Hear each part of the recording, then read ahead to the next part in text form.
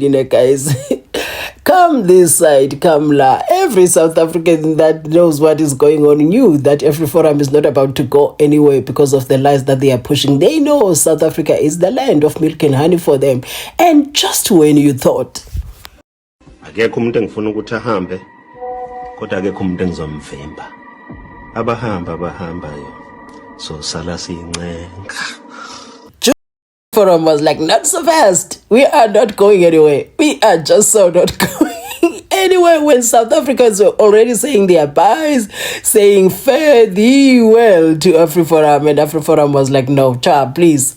Those who can go, they can go. But some of us, we ain't going anyway. Julius Malema as well came out and commented on the post that was talking about Afriforum being granted that microwave citizenship in the US. He said, Hamba Gaya, hug, and that is not a nice way to tell somebody to go home, is when we are fed up with the person and you talk like that. But what I like the most is that Afriforum has not been hiding the fact that they don't want to go anywhere. And for me, I just knew when I saw that they've been granted that microwave citizenship that they're still not going to take the thing, because they know how comfortable they are in South Africa. Yes, we live in a country that has high crime rates, that is making all of us suffer in this country. There is no one that is specifically targeted. There's criminality in South Africa at the highest rate. So now when you come out here and talk like we are targeted, all of us who live in South Africa, we know that, you know what, there's gotta be a different agenda than the one we are trying to push. Anyway, Afriforum has always been there. So let's just go down memory lane from a history that is not from so long, is not from very long ago. So I'm going to put this video clip here so that we remind ourselves. Then after that, I'm going to read a post. I'm going to just read that part of that post that was put up by Krill, the leader of Afriforum. You know, when I read that part, I was cracked up because as I read coming down, I could feel that he was preparing to punch at the bottom.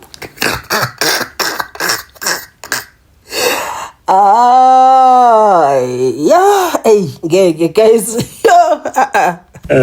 We don't want to move elsewhere. We are not going to ask our children now to move to another country. The fact is, our ancestors worked hard to make sure that we as a people are formed on the southern tip of Africa. We're not going to disrespect that. We also have the interests of future generations in mind. We also have to make sure that our culture is transferred to future generations. And that cannot be done abroad. You cannot, in the long term, or there's a real risk. If you go to another country now, there's a real risk that your grandchildren will not say to you in the morning, hello, Opa. They would say something like, hi, granddad, or something in that respect. And that we don't want. That is why we are committed to find solutions locally. Changed my mind, guys, and I decided I'm going to read the whole thing for the benefit of those who did not see this post by Krill, the leader of Afriforum, as he was acknowledging the offer by Trump for them to be citizens in the USA. Sana. He posted just in, Trump invites farmers to the USA. President Donald Trump's concern for the safety of farmers in South Africa is understandable, given the ANC-led government's refusal to classify farm matters like some other crimes as a priority crime. The world can also see that. Then Cyril Ramaphosa is unwilling to condemn statements like unalive the poor and even denies the existence of farm matters which in many cases involve torture. This situation is further exacerbated by the fact that some parties in the GNU, along with ANC, cry misinformation, quote-unquote, whenever concerns about the Expropriation Act and farm matters are raised. So in this case, I also heard the DA saying, misinformation somewhere as they went to the US. So I kind of believe that maybe there are tensions in that relationship between the DA and Afriforum. Also, I suspect that Afriforum wants to position itself as a political party now, because the way they're moving, The ANC and its allies in the GNU must take direct responsibility for any exodus of farmers to the USA and the resulting loss of food security. So, okay, guys, when I look at such things, I realize that, everybody has to be up on their feet working in South Africa. There's too many of us to rely on a small number of people. He continues to say, amid the denial of farm murders, Afriforum will intensify its efforts to have farm murders declared a priority crime. We will continue to fight against calls for violence against farmers and Afrikaners, and will be expanding, I think it's a word is missing there, we'll be expanding our nationwide network of neighborhood and farm watches to help community protect themselves more effectively. You see, for me, when I look at such things, they don't take responsibility for their own contribution to the mess that they are talking about. Afriforum respects every farmer's right to decide. That's when I knew that it's going down, child. Afriforum respects every farmer's right to decide their own future. But as an organization, we unapologetically fight to help build a future for our community and future generation at the southern tip of Africa.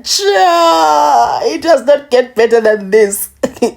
It really doesn't. This is my favorite part, because you could tell right from the beginning when he said Trump's concerns for the safety of farmers in South Africa is understandable, which means for me that sounded like the exaggeration by Trump is understandable. You see, because of the reasons that he put, but it made it sound like Trump is unnecessarily worried about them, but his worry is understandable because of 1, 2, 3, 4. Not like there's a situation, there's a need for Trump to be worried about them in South Africa. That's how it's always sounded like to me, but you can interpret it on your own way and let me know in the comment section. But what I'm saying is, hey, guys, I knew that they won't be going anywhere. When you talk badly about a place that you are happy in, and somebody reaches out and say, you know what, come over here for you to be happy, for you to be safe, come this side, and you say no. Who's going to take you seriously next time? Or maybe are they in this together, Afriforum, Elon Musk, and Donald Trump? Are they in this together to put South Africa in a bad light so that everyone can look at South Africa and say, what a mess of a country, so that maybe there's a bigger plan to destabilize South Africa for bigger purposes that the US specifically have in mind? And I'm so happy that South Africa is firm to say, if Elon Musk doesn't want to follow the laws of South Africa for his business to be welcomed in South Africa, he can keep it.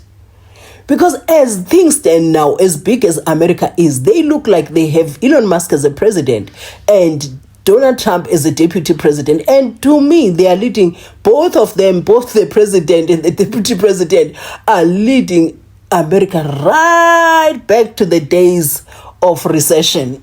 I am telling you, this does not look good. So what I'm saying is, you have these people that they think they are larger than life, and they had 1.5 trillion disappearing in the stock market the other day.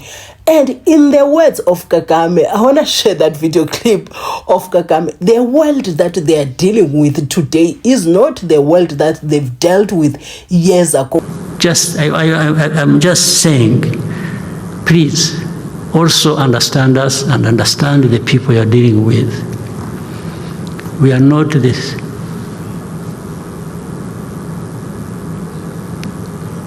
same old idiots you dealt with 50 years ago.